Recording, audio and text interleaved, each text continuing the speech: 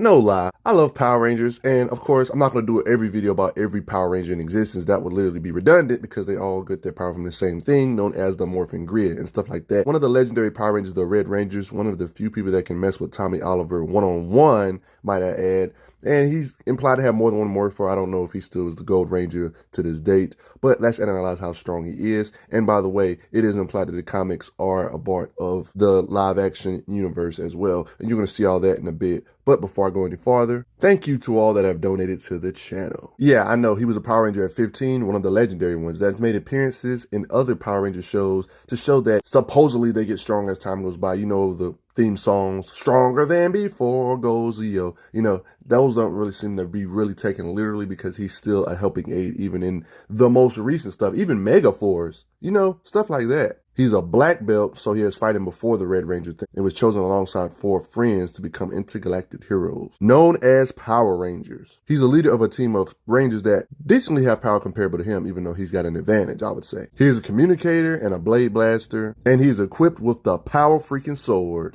They even have absurd feats, even when they're not even morphed. Jason Lee Scott is one of them. I don't understand it either, guys, but look. 992, 993, 1,010, and you break the record. And you're gonna do it. Yeah, 1,005. He's gonna break the record. 1,000. 4,010.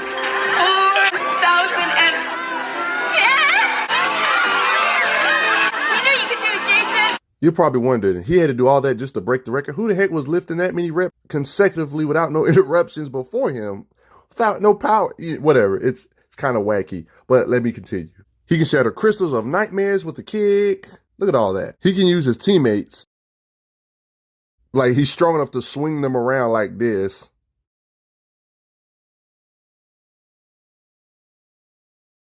To KO some putties. Are you serious? Not morphed, guys. He can swing some sausages. Like nunchucks. Like how? His battle feats are decently impressive. Fighting a morphed Green Ranger, overpowered though.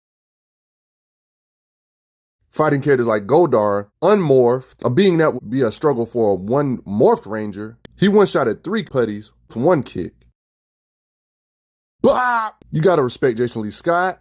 Zeo era. You've probably seen this before. They can jump really high, all the way to their Zords that are super big. I'm gonna get to their Zords later. When it comes to raw strength, it was implied that he might have the strength advantage over Tommy Oliver, the Green Ranger. Uh-oh. I've got the strength to get up the hill faster than you, faster than you, faster than you, faster than you. We work together, we can beat this thing. Remember, characters like Tommy Oliver can do this to water towers while they're unmorphed. They can kick this hard. Like, these base humans with no morphing is ridiculously strong for some reason.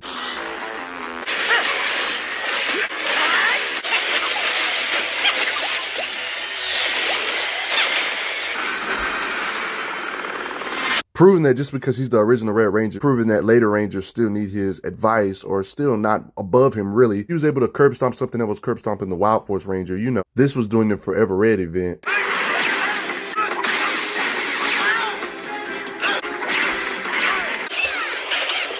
Hang back, rookie, and let me show you how it's done.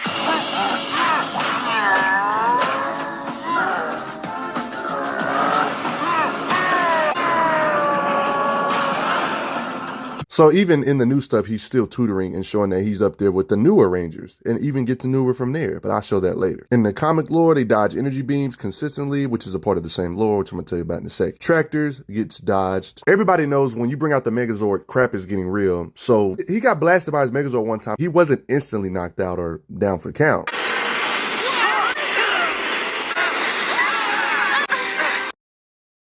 Same happens with the Dragon Zord as well.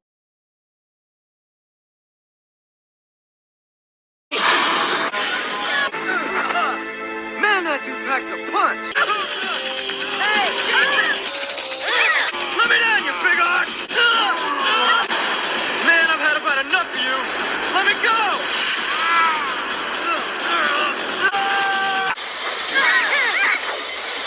Yeah, they can take quite a bit of punishment even without their Zords, but of course they need their Zords on those giant people. But yeah, they're not instantly getting one-shotted by those giant foes, if that makes sense. But in the lore, how much fighting actual skill does the Red Ranger Jason Lee Scott actually have? A lot of different martial arts. As far as my styles go, I studied Kenpo, I studied Taekwondo, Judo, Shinkiro, I could go down the list forever and ever and ever. I have to say my favorite styles are Taekwondo and Kempo. It also should be noted that Tommy Oliver and Jason pretty much tied in martial arts competition. You got a contest of raw skills, Red Ranger and Green Ranger.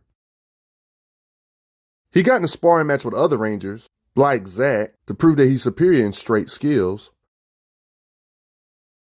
not even being morphed. Seems to be good at improvising, use the environment any way he can. Like that. It's consistent in the lore, him being comparable to Tommy Oliver, always competing against each other.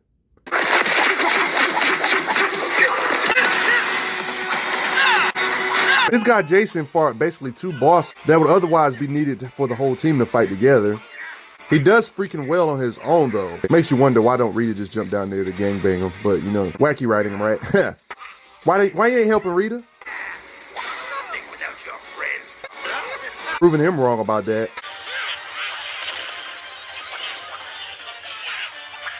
And naturally, he does have Dino Zord power. They pull these Zords out when it's end all be all.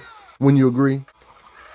These giant mechs are, I would say it's a part of them and their standard gear, wouldn't you say? It's a part of what makes them actual Power Ranger. You can summon it anywhere in battle, right? What's only fair. Curb stomps this being. Moral proof of his power, Solo, in his own Zord, was able to fight the Dragon Zord, the Green Ranger's personal Zord. Yep, that's right. It was a war, I have to admit. Drop kick. Kinda seemed like he defeated it. By giving his coin to another Ranger, Tommy can prevent Rita from gaining its power. Oh, Tommy. Being the armored Red Ranger, he was powered up. This was a temporary thing as well. You see, he can actually summon it. He also has new techniques thanks to being armored up, using the dagger and power sword at the same time. Energy lighting up at the same time for double the power. Still have good combat speed to casually deflect energy attack. Combat speed. Taking on monsters one-on-one. In this state, he was way stronger than all the Rangers combined. This same monster was eating attacks from multiple Rangers when he was unpowered up. You know how Power Rangers go. They end up losing their powers. He ends up becoming the Special 6 Ranger in Zeo. Fast approaching our atmosphere. Whatever it is, it's causing a major power surge. Measures clear off the scale. I, Tray of Courage, give forth the spirit and fortitude the golden power possesses. Embrace you, Jason of Earth. Tray of Wisdom, place in your hands the knowledge and experience of my people of Triforia. This crazy powerful blade that can just blitz through stuff. It's time for a gold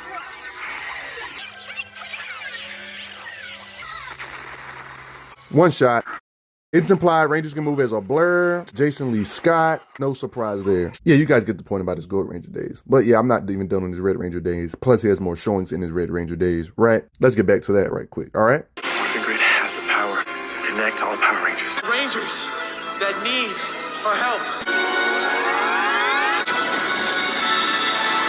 Jason? Even in the most recent Beast Morpher, still relevant and he's still able to be a helpful aid and not fodder in comparison to the newest Rangers. So yeah, he's either getting stronger over as time goes by or those statements about them being stronger than before. Every new series was an exaggeration. He's a legendary Red Ranger. They got to keep him relevant, right? And they all draw their power from the same Morphin grid. It should be painfully obvious at this point in the video that no matter how far you get in the series, Jason Lee Scott or other old Rangers are still relevant and comparable because they are connected to the same energy source, Morphin grid. With that being said, when it comes to measurable feats, it can be hard to kind of figure out how strong these Power Rangers are based on, you know, some Rangers have better feats than others. Some Ranger you might see bust a building or something, but it's not Jason Lee Scott busting a building. You're probably like, he can't do it. Well, think about it like this. If a newer Ranger can bust a building with their punches, more than likely Jason Lee Scott's power can as well. They're connected to the same power source and he is comparable to them, or he wouldn't be a helpful aid in their crossover events, right? So you can kind of get an idea of how strong he is based on how strong the other Power Rangers are, if that makes any sense, right? Not to mention he has his own fair share of measurable feats though. But before I go into those measurable feats from the other characters, I'm going to go over the measurable feats Jason Lee Scott got. It's implied that they train in higher gravity. Jason, for example, is a hard worker. It says it's twice the resistance, meaning that it could be 2 times normal gravity, right? Whatever he can do while unmorphed, he can do better while he's morphed. Even being able to lift 100-ton rocks. Even Rangers that are weaker than him can do the same, like Trini.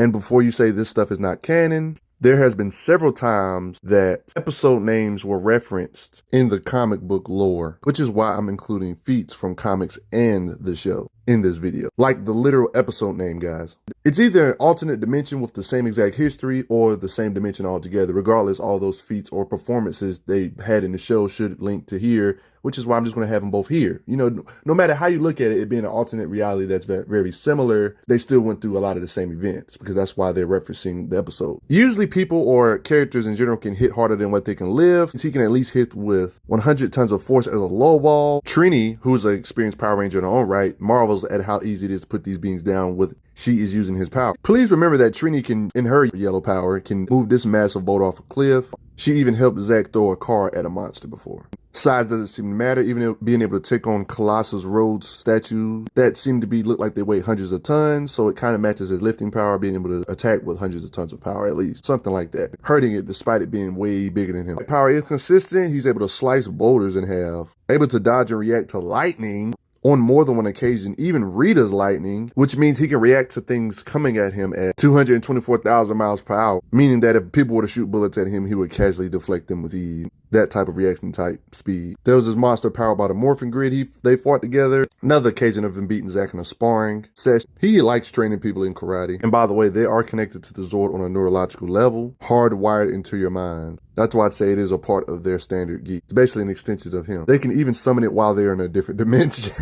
So the big question is, how much raw energy or megatons can a Power Ranger produce? Well, if I'm being honest, that answer can be quite complicated. But if you go by the history of Rangers in the past have been able to actually take on Megazords in their battle suits, sized creatures they would only fight in Megazord form. You know what I mean? This has actually happened in Power Rangers lore. So that's something you got to consider. One of the Zords that Jason had, give you an idea of their raw power, in the past was known as the Warrior Wheel. It's like a support type of Zord. And they said that it could leave a crater to make the Grand Canyon look like nothing, basically. Think I'm playing? Like devastating meteor shattering levels of force. You think of a meteor, you think of something that's mountain sized or something of that sort, right? It looks like it's getting closer. What will happen if it hits the Earth? Well, let's just say at the rate of speed it's traveling, it'd make the Grand Canyon look like a pothole. This is not necessarily Jason Lee Scott, but other Rangers, monsters that they fight, shattered like these pillars that can support buildings with ease, right? They match these beings in power consistently. You know what I mean? Power Rangers have literally had Thor in their universe, like a literal god. Naturally, Power Rangers can move faster than the eye can see consistently, right? The feats just get crazier and crazier. Look at what the Jungle Free Rangers can do with this big old rock, like that much kicking power. Characters like Jason Lee Scott should be able to do similar things because he crosses over with them, you know? For him to send an 8-ton rock flying that hard to shatter it like that seemed to be casual. How strong are the Power Rangers Reddit profile? It actually has quite a bit of feats measured and calculated. I kind of trust them based on it, unless proven otherwise, right? So check it out yourself if you don't believe it. This is also the place I'm getting these calculations from when it comes to more feats I'm going to show you in 2 seconds. I gotta address the elephant in the room. Now, just because I'm using some calculations from this website does not necessarily mean I am using every single thing they say or I believe every single scaling they have on this website. I don't agree with everything they're saying here. Just some of these calculations that seem legit I put in this video. But you can check out the validity of the website yourself. But yeah, these calcs, I feel like they're the most accurate. But I'm not saying I agree with every single scaling on this though. That should be clear. Jungle Free characters can create craters in their attacks. Like that. Of course, some of that was momentum. That feat is estimated to be about 15,000 tons based on that calculation on that page, right? The beings in the Power Ranger verse can do this. Assuming this is made of granite, this calculation estimated this to be around 80,000 tons. This big old rock. Like, look at that. Unmorphed. This is the type of stuff Rangers in this universe do while unmorphed. This is estimated to be around 4 tons. I mean, look how big it is compared to his body. Let's not forget that it can run faster than I can see. Implied here, seeing like the little dirt behind their feet. Forgot to mention that earlier. They keep on adding more lore to these Rangers, became the Omega Ranger, Red Ranger, you know. There was this event called the Shattered Grid. Yeah, it was a multiversal event, don't ask. They got new Zords and everything. Yeah, but thanks to all the different series, it can be a little bit tricky to figure out how strong Jason Lee Scott actually is, or Power Rangers in general. If I was to be safe and not lowball them consistently throughout the lore based on all the different Rangers that he's comparable to and stuff of that sort. No Megazord or nothing. I'd say he can hit with around city-shattering levels of power, at least, based on all this stuff. Casually can lift hundreds of ton boulders, can hit even harder, can cut the boulders that he lifts up, stuff like that. It can even push bigger things. Attack power is always more than your lifting power, more than likely, because that's how people in real life are. They can lift a certain amount of weight, but then they can strike a lot more power. Not to mention there's been occasions where Rangers in their smaller forms can defeat giant creatures that would usually give their Megazords a challenge, like I showed you a couple seconds ago or a minute ago. When it comes to this raw attack power with no weapon, I would say these 2 feats are pretty legit to get an idea of how strong these Rangers actually are. Jason Lee Scott, for example, he's crossed over with these Rangers in their crossover events. Even Rangers supposedly more powerful than this, the Mega Force, for example. You know what I mean? Stuff like that. And even in the Beast Morphs, stuff like that. That crater he made, that's a pretty decent estimation. But like I said, I did show where I'm getting these calculations from earlier in this vid if you have your questions about that. It seems legit. And then with their weapons, I would say they're even higher. Jumping to those mountain ranges, even be able to defeat Zords that giant people have trouble with.